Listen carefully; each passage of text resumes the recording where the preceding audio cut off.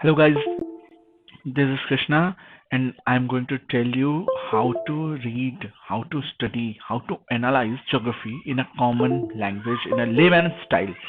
तो आपको बस कुछ नहीं करना, केवल मेरी बातों को ध्यान से समझना है कि किस तरीके से मैं आपको ज्योग्राफी बिल्कुल फाउंडेशन को भी कैसे टच करा सकता हूं और बिल्कुल एडवांस लेवल कैसे मतलब मैं ये कहना चाहता हूं कि अगर मैं यूपीएससी लेवल को टच करते हुए आपका एनसीईआरटी पूरा प्रिपेयर करा दूं और साथ ही साथ दो किताबें जो कि रिकमेंडेड किताबें होती हैं, मैं नाम लेने से उसे झिझकूंगा नहीं। महेश कुमार बरनवाल जो कि ज्योग्राफी के काफी अच्छे वो पकड़ वाले माने जाते हैं, और माजिद हुसैन, ये आईएएस के बच्चों को एक बारी पढ़ जरूर लेना चाहिए। तो ये इतनी मोटी किताबें हैं कि कोई कैसे पढ़े, इसके लिए एक एजुकेटर की जरूरत होती है। तो मैं कृष्णा आप लोगों के लिए लेकर आया हूं ज्योग्राफी का फाउंडेशन और advance section with map, with concept, with layman style. बहुत ही साधारण सरल शब्दों में ज्योग्राफी कैसे सीखें, ठीक है। तो याद रखिएगा कि मैप के साथ साथ इमेजेस के माध्यम से भी आपको सारी चीजें समझाई जाएंगी। फाउंडेशन, एनसीईआरटी और एडवांस बुक्स मेंस लेवल की पढ़ेंगे। तो चलिए शुरू करते हैं। सबसे पहले ये सीखेंगे कि ज्योग्राफी का लेक्चर प्लान, आखिर ज्योग्राफी में पढ़ना क्या क्या है। बहुत से लोग जानते हैं कि केवल दो तरह की ज्योग्राफी होती है। पहली ज्योग्राफी को लोग जानते हैं वर्ल्ड ज्योग्राफी और दूसरी जानते हैं इंडियन ज्योग्राफी। बट मैं बताऊं कि इस ज्योग्राफी को जो मैं पढ़ाऊंगा उसमें फिजिक्स के बहुत सारे कॉन्सेप्ट और मैकेनिज्म आएंगे। साइंस एंड टेक्नोलॉजी का पूरा सेक्शन कवर अप करूंगा। इसके अलावा एनिमल हस्बेंड्री आपने नाम सुना होगा, माइनिंग के बारे में सुना होगा, ठीक है, ह्यूमन रिसोर्सेज के सुना होगा, इन्वायरमेंटल साइंस भी इसी में आ जाता है। इवन फ्लोरा और फाउना का बायोलॉजी, बॉटनी और जूलॉजी का सेक्शन भी इस बायोलॉजी में कवर अप करेंगे। कहने का मतलब कि अप्लाइड ज्योग्राफी बोलते हैं इसको, या करंट ज्योग्राफी बोलते हैं। आज के सिनेरियो में तूफान आ रहा, भूकंप आ रहा, ज्वालामुखी आ रहा, ये सारे फैक्ट्स के बारे में आपको डिटेल एनालिसिस करवाऊंगा, ठीक है। और जिसका जिसका ज्योग्राफी ऑप्शनल सब्जेक्ट है, यूपीएससी वालों के लिए तो सबसे बेनिफिट है, पीसीएस वाले भी स्टेट लेवल के इससे बेनिफिट उठा सकते हैं। मैं क्लासेस बाइलिंगुअल रखूंगा, सरल भाषा रखूंगा कि बोलचाल वाले हिंदी को भी समझ में आए, इंग्लिश वालों को भी समझ में आए। ये पीजीटी की क्लासेस भी हेल्प करेगा और नेट के लिए भी काफी बेनिफिशियल होगा जो लोगों का सब्जेक्ट ज्योग्राफी है, ठीक है। तो याद रखिएगा मैं एग्जाम ओरिएंटेड चीजें ही बताऊंगा, प्रैक्टिकली ऐसी ही चीजें बताऊंगा जो यूजफुल हैं, वर्बोस चीजों को अवॉइड कर दूंगा, ठीक है। तो चलिए शुरू करते हैं। सबसे पहली चीज होती है कि ज्योग्राफी पढ़ने का मतलब होता है विश्व का इतिहास। विश्व का इतिहास तो है ही है, विश्व का भूगोल भी है। इतिहास कब बनेगा? जब भूगोल हो। तो याद रखिएगा ज्योग्राफी पढ़ने से पहले, इंडियन ज्योग्राफी पढ़ने से पहले वर्ल्ड की ज्योग्राफी आपको डेफिनेटली पढ़नी ही पड़ेगी। तो वर्ल्ड ज्योग्राफी के बारे में अगर शुरू करें तो शुरुआत कहां से करें? पृथ्वी। लेकिन पृथ्वी भी तो कहीं से उत्पन्न होकर आई है। तो वो आई है कहां से? तो वो आई है यूनिवर्स, ब्रह्मांड से। ये देखिए ब्रह्मांड का आकार, बताइए आपके हिसाब से फैल रहा है, लेकिन एक नजरिए से देखेंगे तो सिकुड़ रहा है। यहीं से गेम शुरू होता है कि ब्रह्मांड सिकुड़ रहा है या फैल रहा है। तो बताएंगे कि ब्रह्मांड कुछ नजरिए से ब्रह्मांड सिकुड़ भी रहा है, पल्सुएटिंग थ्योरी बोलते हैं, ठीक है। कुछ लोग कहते हैं ब्रह्मांड स्थिर है, कुछ लोग कहते हैं कि नहीं, एक बहुत बड़ा विस्फोट हुआ जिसकी वजह से ब्रह्मांड का निर्माण हुआ। अलग अलग साइंटिस्ट का अलग अलग नाम है। अगर ये वीडियो से ढक जा रहा है तो मैं इसको बोलकर बता देता हूं कि ये वर्ल्ड ज्योग्राफी लिखा हुआ है और कुछ नहीं। अब से कोशिश करूंगा कि इधर साइड सेक्शन में ना लिखूं, ठीक है। चलिए ध्यान दीजिएगा, अगर पूछे कोई ब्रह्मांड का आकार क्या है तो बताएंगे सर्पिलाकार। सर्पीला आकार है, ठीक है, याद रखेंगे। सांप के आकार, कुंडली के आकार का, जैसे कछुआ वाला अगरबत्ती आता था उस तरह का है, ठीक है। तो याद रखिएगा मैं क्या कहना चाहता हूं कि इसी में सब कुछ निहित है और ये कभी खत्म नहीं होता, ये कॉन्टिन्यूअसली फैलता हुआ दिखाई देगा आपको, कभी नहीं रुकेगा। तो इसलिए ब्रह्मांड का कोई आकार नहीं है, लेकिन अगर कोई एक आकार है तो बताएंगे सर्पिला। इसी में क्या क्या चीजें पाई जाती हैं? तो देख कर लग रहा है कुछ तारे और इसके चारों तरफ घूमने वाले ग्रह, और उन ग्रहों के चारों तरफ घूमने वाले उपग्रह, कुछ छोटे मोटे क्षुद्र ग्रह, कुछ जो है उल्का पिंड, और कुछ धूमकेतु ही तो मिलकर बनाते हैं पूरा का पूरा ब्रह्मांड। अब ब्रह्मांड के एलिमेंट्स क्या क्या हैं इनको समझने की कोशिश करेंगे। ब्रह्मांड की उत्पत्ति से संबंधित कुछ सिद्धांत दिए गए, उसको समझने की कोशिश करेंगे। तो चलिए आइए देखते हैं कि आखिर ये हैं क्या।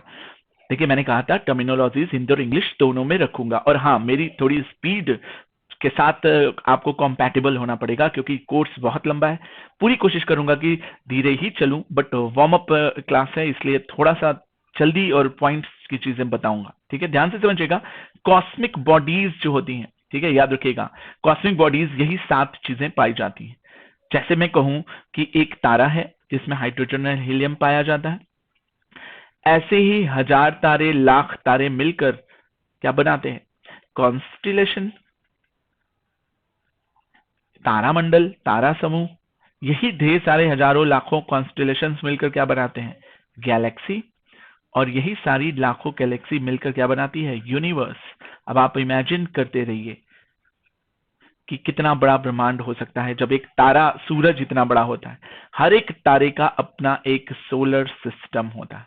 ठीक है, जैसे सूरज का अपना सोलर सिस्टम है। अगर आपसे पूछे कोई फैक्ट का क्वेश्चन, देखो मैं इसमें प्री का भी कवर अप करूंगा और मेंस का भी सेक्शन कवर अप करूंगा। अगर हम पूछें कि कास्टे डी बफन ने किसका सिद्धांत दिया था, तो सोलर सिस्टम का कॉन्सेप्ट सबसे पहले सिस्टमैटिक स्टडी करी थी कास्टे डी बफन ने। कास्टे डी बफन ने सबसे पहली बार, देखो फिर से मैं यहां लिख दिया। ठीक है, तो यहां पर मैं बता दूं, यहां पर लिख देता हूं मैं फिर से, कास्टे डी बफन, बफन ने सबसे पहले सोलर सिस्टम के ब्रह्मांड का कॉन्सेप्ट दिया। ठीक है, याद रखिएगा कि ढेर सारे तारों से मिलकर कॉन्स्टलेशन बनता है, ढेर सारे कॉन्स्टलेशन से मिलकर गैलेक्सी बनती है, और ढेर सारी गैलेक्सीज से मिलकर यूनिवर्स बनता है। इसको ऐसे समझिए, मान लीजिए एक तारा, ऐसे ढेर सारे तारे, तो ये हुआ एक कॉन्स्टलेशन। ऐसे ही ढेर सारे कॉन्स्टलेशन तो मिलकर एक गैलेक्सी। ऐसे ही एक गैलेक्सी की जैसे ढेर सारी गैलेक्सीज मिलकर बनाती हैं ब्रह्मांड, और ब्रह्मांड का आकार होता है ऐसा। देखकर समझ आ रहा होगा, इतने पे खत्म नहीं होता, ये आगे चलता रहता है। इसके अलावा और भी चीजें ब्रह्मांड में पाई जाती हैं। क्या क्या पाई जाती हैं देखकर समझने की कोशिश करिएगा। तारे के बारे में बता दिया, तारों में अपनी खुद की एनर्जी होती है, उसको बोलते हैं हाइड्रोजन और हीलियम का न्यूक्लियर रिएक्शन होता है, जिसके कारण हीट और लाइट होती है, और ये ल्यूमिनस बॉडी होते हैं, इनमें बहुत बड़ी ग्रेविटी होती है। ठीक है, और इन्हीं के चारों तरफ ग्रह घूमते हैं। अगर आपसे पूछे कि नेबुला कौन है, तो बताएंगे कि ढेर सारे तारों का, धूल के बादल का गैसियस फॉर्म में बहुत ही ज्यादा डेंस कलेक्शन ही नेबुला आसमान में, अंतरिक्ष में कहा जाता है। चलेंगे आगे बढ़ेंगे। अगर मैं पूछूं कि प्लैनेट्स क्या होते हैं, तो बताएंगे जो तारों के चारों तरफ एक निश्चित कक्षा में घूमते हैं, उनको हम बोलते हैं प्लैनेट्स, जैसे अर्थ, मार्स, जुपिटर, ऐसे बहुत से। अब ये हम लोग पढ़ेंगे एस्टेरॉइड्स, मेटेरॉइड्स और कॉमेट्स। सैटेलाइट भी बता ही दूं इसी हाथ, समझेगा। जो भी सूरज के चारों तरफ पृथ्वी घूम रही, तो पृथ्वी के चारों तरफ भी कोई घूम रहा, तो सूरज एक तारा है, इसके चारों तरफ जो पृथ्वी घूम रही वो ग्रह है, और पृथ्वी के भी चारों तरफ कोई घूम रहा तो वो कहलाता है उपग्रह, जैसे चंद्रमा, फोबोस, डिमोस, टाइटन, टिटान, गैनिमिड, जो कि बृहस्पति का सबसे बड़ा उपग्रह माना जाता है, तो ये उपग्रह कहे जाते हैं, इन्हीं को बोलते हैं इंग्लिश में सैटेलाइट। आर्टिफिशियल भी होते हैं, नेचुरल भी होते हैं। आर्टिफिशियल सैटेलाइट सब लोग जानते हो, एसएलवी, पीएसएलवी, जीएसएलवी, कभी किसी दिन डिटेल में बताऊंगा, ये हमारी ज्योग्राफी का भी पार्ट माना जाता है। हम लोग पढ़ेंगे क्या कि नेचुरल सैटेलाइट क्या है। तो चांद क्या है? Natural satellite. अगर मैं पूछूं मंगल ग्रह के 2 सैटेलाइट्स के नाम बताओ, तो फोबोस, डिमोस। मतलब मैं क्या कहना चाहता हूं, अंतरिक्ष में जो जो चीजें पाई जाती हैं उसको समझिए। गैसेस पाई जाती होंगी, डस्ट पार्टिकल्स पाए जाते होंगे, एयर और वैक्यूम पाया जाता होगा। इसके अलावा ये सारी चीजें जो मटेरियल के रूप में पाई जाती हैं, ये हैं। आई मेरी बात समझ? अब हम लोग आगे बढ़ेंगे, मेरे साथ कॉम्पैक्ट करते रहना। एस्टेरॉइड्स और मेटेरॉइड्स को समझने की कोशिश करेंगे एक चार्ट के माध्यम से, समझिएगा सभी। देखिए एक स्क्रीन ऐड कर रहा हूं मैं, ध्यान से समझिएगा। अगर सूरज है तो उसके चारों तरफ बहुत सारे ग्रह भी होंगे, तो मानकर चलो Mercury, Venus, Earth, Mars, Jupiter, Saturn, Uranus, Neptune और प्लूटो। अभी प्लूटो के बारे में बता दूं, बात उठी है तो। प्लूटो जो है 2006 में इंटरनेशनल एस्ट्रोनॉमिकल यूनिट हुई थी, एक बैठक हुई थी चेक गणराज्य में, ढेर सारे साइंटिस्ट लोग आए। इन्होंने देखा कि यार ये प्लूटो जो है ये नेपच्यून की ऑर्बिट को ओवरलैप करता है, पहली गलती इसकी। दूसरी गलती कि ये बहुत छोटा है। तीसरी गलती इसकी ये कि ये डेंस नहीं है। सारे ग्रह डेंस होने चाहिए, तो ये ग्रहों के प्लैनेट्स के क्राइटेरिया को फुलफिल नहीं कर रहा था, इसलिए इसको बाहर का रास्ता दिखा दिया गया और उसको शेरॉन और प्लूटॉइड की श्रेणी में रख लिया गया। प्लूटॉइड की श्रेणी में रख दिया गया। अर्थात अब कितने ऑफिशियल ग्रह हैं तो बताएंगे अब केवल 8 ग्रह हैं। मैं बात कर रहा था एस्टेरॉइड्स की। याद रखिएगा, मंगल, मार्स और जुपिटर, बृहस्पति के बीच में ढेर सारे पत्थर के टुकड़े आसमान में तैरते हुए पाए जाते हैं, जो कि सूरज के चारों तरफ एक निश्चित बेल्ट में, पेटी में घूमते हैं। इन्हीं बेल्ट को, इन्हीं पेटी को अगर मैं पूछूं क्या कहते हैं तो आप बताएंगे एस्टेरॉइड बेल्ट के नाम से जाना जाता है। हिंदी में बोलते हैं क्षुद्र ग्रह की पेटिका। याद रखिएगा, ये ग्रह कभी कभी दिशा भ्रमित होकर आगे चले जाते हैं या दिशा भ्रमित होकर इधर चले जाते हैं तो पृथ्वी के ग्रेविटेशन में प्रवेश करते हैं। तो पृथ्वी के ग्रेविटेशन में आने के कारण फ्रिक्शन होता है, ऑक्सीजन मिलती है जिसमें से आग लग जाती है। तो यही जब पृथ्वी के ग्रेविटेशन में कोई एस्टेरॉइड आ जाता है तो यही एस्टेरॉइड किसमें कन्वर्ट हो जाता है? मेटेओरॉइड में, मेटेओर में कन्वर्ट हो जाता है और इसी को बोलते हैं उल्का पिंड हिंदी में। इसी को बोलते हैं टूटता तारा और इसी को देखकर हम विश मांगते हैं, इसी को बोलते हैं शूटिंग स्टार। जो खुद टूट रहा है वो किसी दूसरे की क्या विश पूरी करेगा?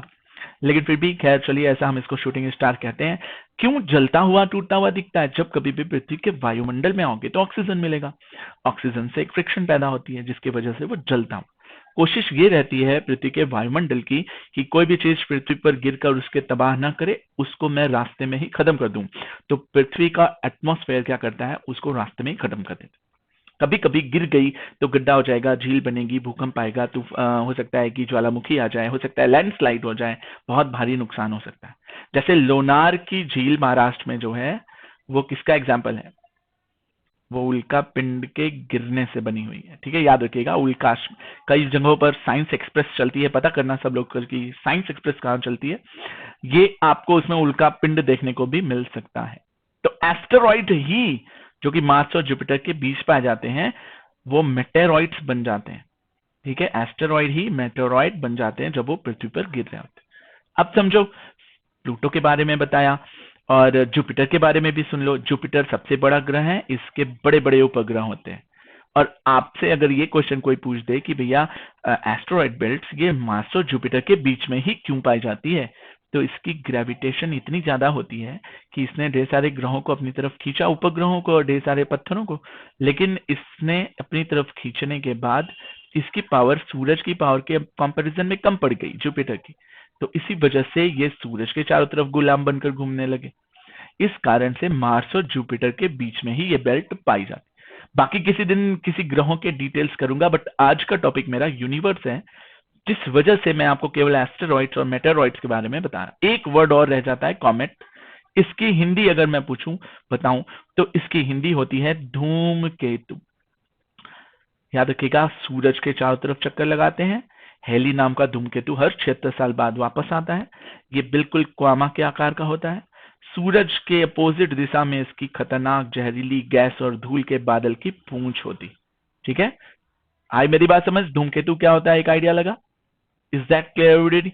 तो ये था ब्रह्मांड के अंदर पाई जाने वाली अन्य सभी भौतिक चीजें। ठीक है, all the physical bodies that has been found in the universe, in the cosmos. Is that clear? Everybody got me? एक आइडिया लगा ब्रह्मांड कितना बड़ा है। एक तारा, ढेर सारे तारे मिले, कॉन्स्टिलेशन, कॉन्स्टिलेशन से गैलेक्सी, गैलेक्सी से ब्रह्मांड। सबसे बड़ा चारों में से अगर वर्ड कौन सा है प्री में पूछा तो universe is the biggest one. Comte de Buffon ने सोलर सिस्टम की थ्योरी दी। ब्रह्मांड का कॉन्सेप्ट अब आइए सुनते हैं किसने दिया। तो याद रखिएगा, यूनिवर्स की ओरिजिन को लेकर 3 कॉन्सेप्ट प्रचलित हैं। सबसे रिकमेंडेड कॉन्सेप्ट जो माना जाता है वो बिग बैंग थ्योरी का माना जाता है। दूसरा जो है स्टेडी स्टेट थ्योरी। तीसरा कॉन्सेप्ट जो माना जाता है पल्सवेटिंग थ्योरी। इसके बारे में डिटेल आपको बताऊंगा। पहले ये समझिए कि सबसे रिकमेंडेड वाले को ही पढ़ ले तो अपना काम हो जाना है। बिग बैंग थ्योरी की बात करेंगे तो याद रखिएगा 1970, हाल फिलहाल कुछ ही 50-100 साल पहले की कहानी कि जॉर्ज लेमन तेरे एक पादरी थे। इन्होंने कहा एक सिद्धांत। वो सिद्धांत क्या था कि भैया ब्रह्मांड में एक बहुत जोर से ब्लास्ट हुआ, इस ब्लास्ट को सुपरनोवा ब्लास्ट कहते हैं। ठीक है, एक ब्लास्ट हुआ जिसके कारण ढेर सारे तारे, ग्रह, उपग्रह, क्षुद्र ग्रह, धूल कण, गैस के गुब्बार, बादल आदि बने और यही ब्रह्मांड कहलाए। यही सिद्धांत कहा जाता है बिग बैंग थ्योरी। किसने दिया था? जॉर्ज लेमेंटेयर ने। कौन सा सिद्धांत था? एक बिग ब्लास्ट का सिद्धांत था। इनके अनुसार ब्रह्मांड लगातार फैलता जा रहा। फिगर भी देखेंगे तो देखेंगे हाँ ये तो फैलता जा रहा, सही बात है। तो ये सबसे सर्टिफाइड प्रूव्ड चीज है और नासा ने भी इसे 2001 में सर्टिफाई किया था। एक ऑपरेशन के तहत माइक्रोवेव एंटीस्ट्रोपी प्रोब के कारण एक ऑपरेशन था जिसके तहत, जिसको मैप कहते हैं, MAP, मैप प्रोग्राम के थ्रू इसने उसको सर्टिफाइड किया। बाद में इस पर एक और जो है सर्वे हुआ जो और सर्टिफाई किया कि बिग बैंग थ्योरी वास्तव में हुई थी। चलिए सुनिए, मैं बता देता हूं उस थ्योरी के बारे में। याद करिएगा, सर्न की प्रयोगशाला थी, CERN, सर्न, इसको बोलते हैं यूरोपियन न्यूक्लियर रिसर्च सेंटर, जो कि जेनेवा स्विट्जरलैंड में है। जमीन के नीचे 27 किलोमीटर लंबी एक सुरंग बनाई गई। इस सुरंग में एक मशीन डाली गई। ये मशीन का नाम था लार्ज हाइड्रोन कोलाइडर। लार्ज हाइड्रोन कोलाइडर एक मशीन थी। ठीक है, इस मशीन को चलाया गया और एक सर्वे किया गया तो पाया गया कि भैया हाँ, एक दो कण मिले हमें। उस कण का नाम दिया हमने न्यूट्रिनो। इसी कण का नाम दिया गॉड पार्टिकल। इसी कण का नाम दिया गया गॉड पार्टिकल्स। ठीक है, और हाँ, इसी को हम डार्क मैटर के नाम से भी जानते हैं। मेरी बात समझ गए? अगर मैं कहूं कि इसका एक और ऑफिशियल नाम बताइए तो बता देंगे कि इसका ऑफिशियल नाम, मैं यहां लिख रहा हूं, ध्यान से देखना, इसका नाम है हिग्स बोसॉन। क्योंकि इसको पीटर हिग्स और सत्येंद्र नाथ बोस ने मिलकर ढूंढा था, इसलिए इसका नाम है हिग्स बोसॉन। क्या नाम दिया है? Higgs boson. 3-4 नाम इसके मैंने बताए। यही सिद्धांत था। एक राइटर ने आज से कई साल पहले एक किताब लिखी थी, उस किताब का नाम था गॉड डैम पार्टिकल। अब उस राइटर का नाम आप ढूंढिएगा। मैं एक बार ही बता देता हूं सभी को कि एक्टिव बनना पड़ेगा, एजाइल बनना पड़ेगा, सैवी बनना पड़ेगा, इंक्विजिटिव बनना पड़ेगा।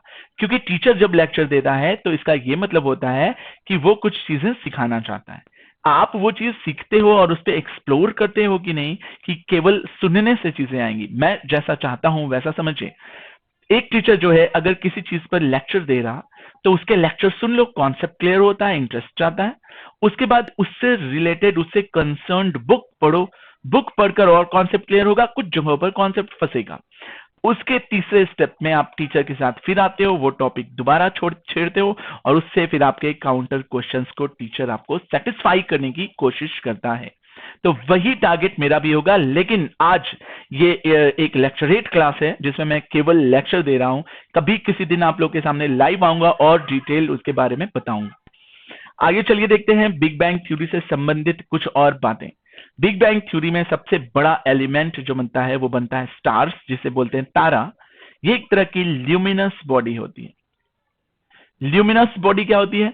खुद की प्रकाश होती है जिसमें हाइड्रोजन और हीलियम नाम के दो कण आपस में रिएक्ट करते हैं और नाभिकीय संलयन, न्यूक्लियर रिएक्शन करते हैं जिससे हीट एंड लाइट प्रोड्यूस होती है। और ये होते हैं तारे। इन्हीं के अंदर से विद्युत चुंबकीय तरंगे, ग्रेविटेशन फोर्स, अन्य चीजें निकलती हैं जिसके कारण इनके चारों तरफ प्लैनेट्स, जिनको ग्रह बोलते हैं, घूमते हैं। मेरी बात समझे?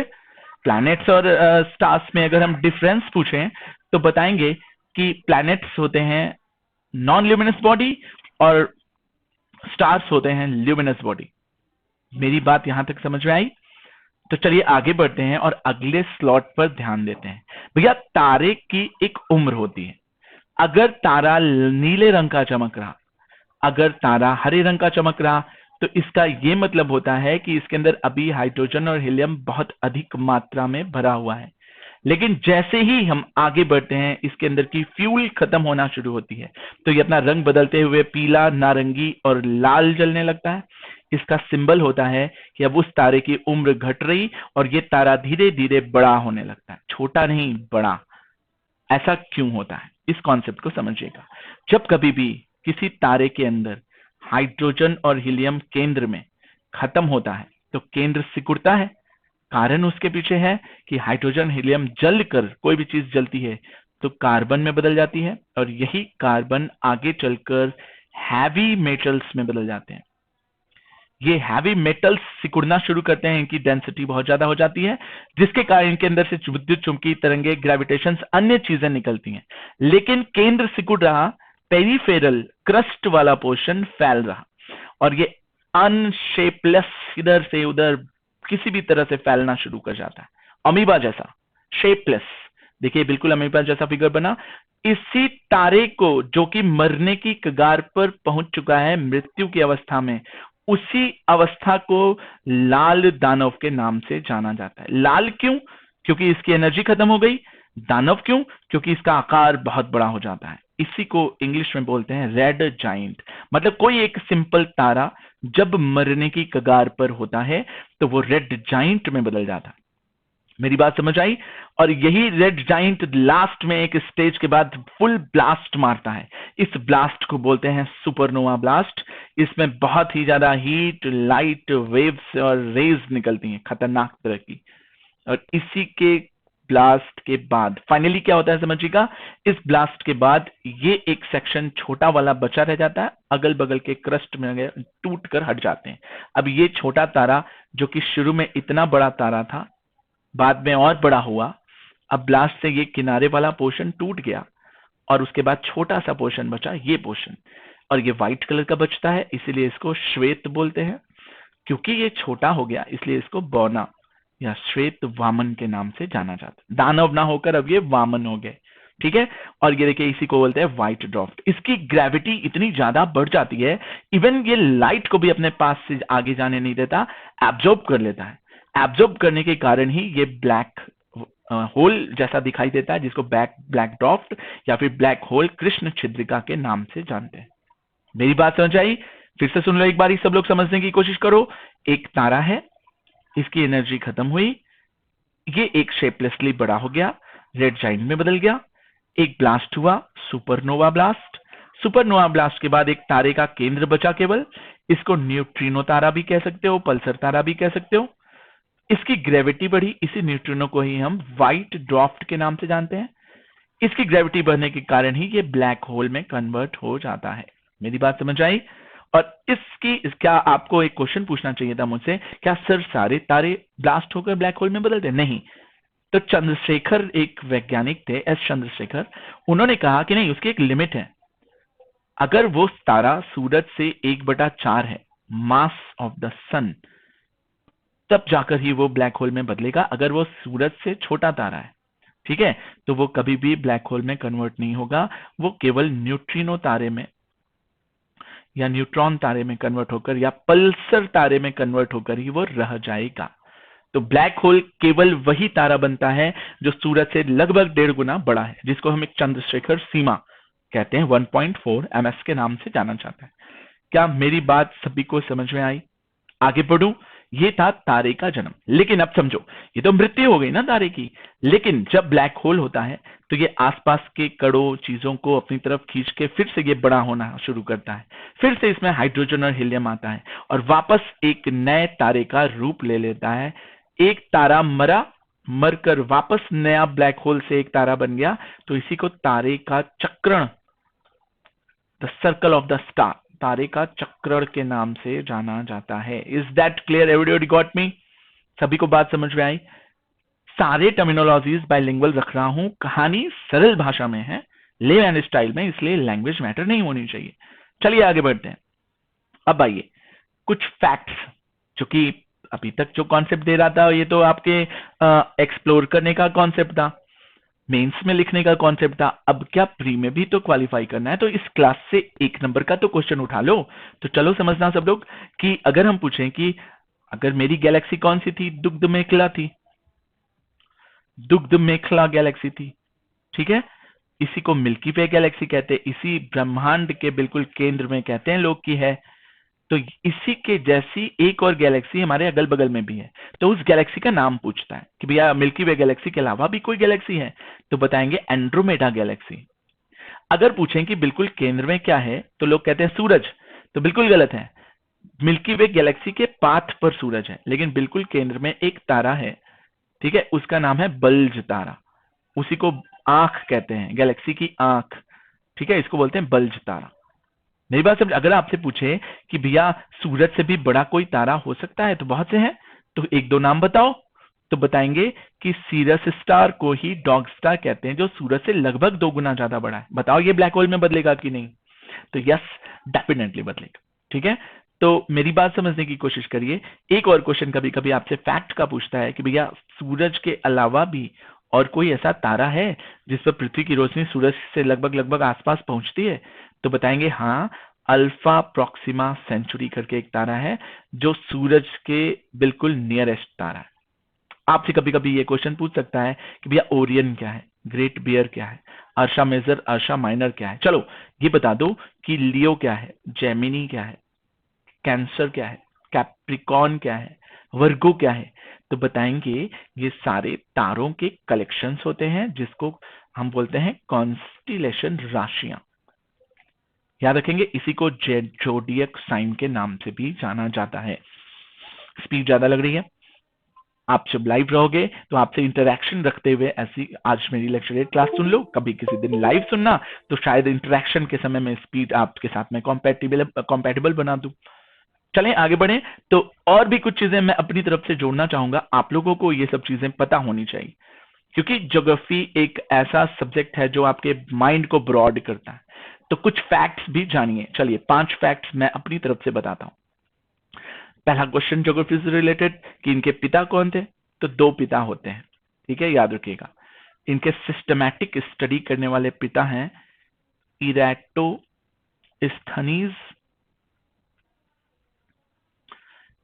अनसिस्टमैटिक स्टडी करने वाले, पहली बार ज्योग्राफी का शब्द देने वाले अपनी बुक में थे वो हिकैटियस। सबसे पहली बार ग्लोब किसने बनाया, तो बताएंगे मार्टिन बेहम। बेकहम से याद कर लो, मार्टिन बेहम, ठीक है। ये फुटबॉल खेलते थे बेकहम, तो बेहम से फुटबॉल, फुटबॉल बोले तो गोल, से याद कर लिया। अगर मैं बोलूं कि सबसे पहली बार मानचित्र मैप किसने बनाया, तो बताएंगे अनेक्जी मेंडर। ये सब चीजें इसलिए बता रहा हूं कि इस क्लास से ही आपको 1 नंबर की बेनिफिट मिल जानी चाहिए। एक और क्वेश्चन कभी कभी पूछता है कि ये जो बिग बैंग थ्योरी का कॉन्सेप्ट दिया था वो किसने दिया था, तो अभी मैंने नाम बताया था, जल्दी बताओ सब लोग। तो ये मैं बता देता हूं, जॉर्ज लेमेंटेरे। लेमेंटेरे ने ये कॉन्सेप्ट दिया था, ठीक है, मेरी बात समझे। एक पादरी थे जिनके दिमाग में चीजें जो हैं वो कॉन्सेप्चुअल मैकेनिकल चलती रहती थी, तो फाइनली इन्होंने एक कॉन्सेप्ट दिया। चलिए कुछ और फैक्ट आपकी आंख के सामने लाता हूं मैं, समझिएगा। एक थे टॉलेमी, बड़े विद्वान माने जाते थे, काफी साल विद्वान माने गए, लेकिन लोग इनको भूल गए क्योंकि इनसे ज्यादा विद्वान आ गए कॉपरनिकस। फिर आए केपलर, ठीक है। तो इनके बारे में इसलिए बता रहा हूं कि इन्होंने अपने अपने सिद्धांत दिए। इनके सिद्धांत प्री में और मेंस में लिखने को आते हैं। यूपीएससी लेवल टच कर रहा हूं, पीजीटी लेवल टच करूंगा एंड नेट लेवल भी टच करूंगा, जिसका ज्योग्राफी है ऑप्शनल लेवल भी टच करूंगा, ठीक है। तो माइंड सेट करना है कि जीएस 1 में भी, प्री में भी आता है, और जीएस के मेंस में भी आता है, लिखने को ऑप्शनल में भी आता है। हर एग्जाम में ज्योग्राफी जरूर पूछता है, ठीक है। तो इसलिए माइंड सेट करिए, ब्रह्मांड को समझिए, बाद में चीजें और स्ट्रांग हो जाएंगी। तो चलिए, टॉलेमी ने सिद्धांत दिया जियोसेंट्रिक। जियोसेंट्रिक सिद्धांत क्या था समझिएगा। ये ऐसा कहते थे कि भैया हम लोग देखते हैं कि पृथ्वी केंद्र में है और सूरज जो है यहां से निकलता है, इधर की तरफ चला जाता है, और फिर रात में निकलता है इधर, और सारे तारे ग्रह के चारों तरफ चक्कर लगाते हैं, अर्थात पृथ्वी केंद्र में है और सूरज इसका चक्कर लगाता है। इसको बोलते हैं जियोसेंट्रिक। लेकिन कॉपरनिकस ने बताया, ये 140 ईस्वी की बात है, 1500 साल बाद आते हैं कॉपरनिकस, ये कहते हैं बिल्कुल ऐसा नहीं है, हेलियोसेंट्रिक का सिद्धांत है। हेलियोसेंट्रिक सिद्धांत क्या कहता है? हेलियोसेंट्रिक सिद्धांत कहता है कि भैया सूरज केंद्र में है, बाकी ग्रह उपग्रह इसका चक्कर लगाते हैं। लास्ट में सर्टिफाई इन्हीं को किया गया। इन्होंने कब बताया? तो 1500 ईस्वी में, और इसी समय दूरबीन की खोज हो चुकी थी। मैं 2-3 दूरबीन खोजकर्ताओं के नाम बताता हूं, लिख नहीं रहा, उसे याद कर लेना। कौन कौन थे याद रखिएगा। पहले थे हमारे हर्शेल, दूसरे थे हब्बल, तीसरे थे गैलीलियो। इन तीनों ने दूरबीन खोजकर ही देश के कॉन्सेप्ट को बदल दिया, नहीं तो अभी हम लोग टॉलेमी के हिसाब से चल रहे होते। खैर चलिए, अगर पूछता है कि केपलर ने किस चीज का सिद्धांत दिया था, तो बताएंगे ग्रहों की कक्षीय चाल, ऑर्बिटल मूवमेंट। कहते हैं कि ग्रह कक्षा में, एक निश्चित कक्षा में घूमते हैं, क्यों नहीं वो तारे को छोड़कर चले जाते या उसमें गिर जाते, तो उसके पीछे दो बल काम करते हैं, सेंट्रीपिटल और सेंट्रीफ्यूगल। अपकेंद्री और अभिकेंद्री बल के कारण वो उसको छोड़कर नहीं जाते, ना उसमें गिरते हैं। जब कभी प्लस की क्लासेस में मिलिए तो इसके बारे में डिटेल बताऊंगा। आज केवल लेमैन स्टाइल में क्लासेस सीखने वाली थी। चलिए आगे बढ़ते हैं। आगे अब ये बात होती है, तो ब्रह्मांड की उत्पत्ति हो गई, तो ब्रह्मांड तो पढ़ना ही पढ़ना है, वर्ल्ड ज्योग्राफी हो गया, लेकिन हमें भारत का भूगोल और पृथ्वी का इतिहास भी तो पढ़ना है। जब पृथ्वी ब्रह्मांड से टूटी, देखो 2 मिनट और लूंगा, फिर जो है कभी इसके बारे में डिटेल बताऊं। जब पृथ्वी ब्रह्मांड से टूटी तो गोल्डीलॉक जोन में चली गई। गोल्डीलॉक जोन अगर आपसे कोई पूछे क्या होता है, तो ऐसा जोन जहां पर तापमान न तो बहुत ज्यादा होता है, ना तो बहुत कम, मॉडरेट होता है, यहाँ जीवन संभव होता है। इसलिए पृथ्वी जब टूटी तो जीवन संभव हुआ, हाइड्रोजन और ऑक्सीजन मिलकर पानी बनाए, पानी बना तो पृथ्वी पर ग्रेविटेशन के कारण प्रेसिपिटेशन हुआ और गड्ढों में पानी भर गया, पृथ्वी ठंडी हुई। ठंडी हुई तो सिकुड़ी, सिकुड़ने से कुछ पोर्शन ऊपर की तरफ उठ गया, इसका नाम दिया पैंजिया, और कुछ पोर्शन चारों तरफ पानी नीले रंग से भर गया, इसका नाम दिया पैंथालासा। ठीक है, याद रखिएगा, पैंजिया और पैंथालासा एक बहुत अच्छा वर्ड है। पैंजिया पत्थर को कहा गया, पैंथालासा पानी को कहा गया। मेरी बात समझना, पृथ्वी अपने केंद्र पर घूम रही थी, जिसके कारण पैंजिया 2 भागों में टूट गया और सबसे पहला महासागर बना। इसको 2 भागों में काट दिया गया। सबसे पहला महासागर जो बना वो बना टेथिज सागर। याद रखना, टेथिज सागर। ठीक है, इसने पैंजिया को 2 भागों में बांटा, अंगारा लैंड, और नीचे वाला लैंड जो ये टूटा ये आया गोंडवाना। इसको फिगर से समझने की कोशिश करो, देखना, पानी बीच में आया, सबसे पहला सागर बना टेथिस सागर, ऊपर वाले पोर्शन को अंगारा या लॉरेशिया कहा गया, नीचे वाले पोर्शन को गोंडवाना कहा गया। देखिएगा, एक इमेजिन करिए, ये देखिए पहला सागर बना टेथिस सागर, ऊपर वाला पोर्शन जो है वो अंगारा था, नीचे वाला पोर्शन जो है गोंडवाना। अंगारा लैंड में एशिया, यूरोप, नॉर्दर्न अमेरिका आए, गोंडवाना लैंड में अफ्रीका, ऑस्ट्रेलिया और साउदर्न अमेरिका और अंटार्कटिका आए। इस तरह से आपका निर्माण हुआ पृथ्वी पर अन्य कॉन्टिनेंटल। तो इस तरह से ये सारे कॉन्टिनेंट्स मूव कर रहे हैं एस्थेनोस्फीयर पर, जिसकी वजह से कहीं पे भूकंप है, कहीं ज्वालामुखी, कहीं पहाड़, कहीं पठार, कहीं नदियां, जो कि ज्योग्राफी का पूरा एक सिलेबस है। तो सरल शब्दों में मैंने आपको पृथ्वी पर हुए फिजिकल डोमेन्स का सिलेबस टच कर दिया। किसकी वजह से हुए? कॉन्टिनेंटल डिस्क थ्योरी, जिसको वैगनर ने दिया था। दूसरी थ्योरी दी थी प्लेट टेक्टोनिक मूवमेंट, हैरी हैस ने दिया था। इन थ्योरीज की डिटेल अगली क्लास में बताऊंगा। तब तक के लिए इतने से काम चलाइए और माइंड में कॉन्सेप्ट में दिमाग में बैठा लीजिए कि ये जो कॉन्टिनेंट्स हैं, इन्हीं की स्टडी को ज्योग्राफी कहते हैं और इन्हीं की डिटेल स्टडी करवाऊंगा। ये देखिए, ये मूवमेंट इधर की तरफ थी, ये इधर की तरफ थी, जिसके कारण रॉकीज और एंडीज माउंटेन बने। भारत इसके पहले यहाँ कहीं और था, ट्रांस ऑस्ट्रेलियन का पार्ट था, इससे टकराया तो हिमालय बना। अब कैसे हिमालय बना, उच्चावच कैसे, एल्टीट्यूड्स, घास के मैदान कैसे वो डेजर्ट्स बना, कैसे बारिश बनी, कैसे समुद्र बने, तो ये सारी चीजें प्लेट टेक्टोनिक मूवमेंट की वजह से हुई। सबके बारे में डिटेल बताऊंगा। आज के लिए बस इतना ही। माइंड सेट करिए और मुझे लाइक एंड सब्सक्राइब करिए। कोशिश करिए कि मेरे सरल लैंग्वेज की भाषा को और भी लोग समझे, इसलिए इसको शेयर करना ना भूलिए अगर पसंद आया तो। चलिए नेक्स्ट क्लास में मिलते हैं फिर। Bye bye.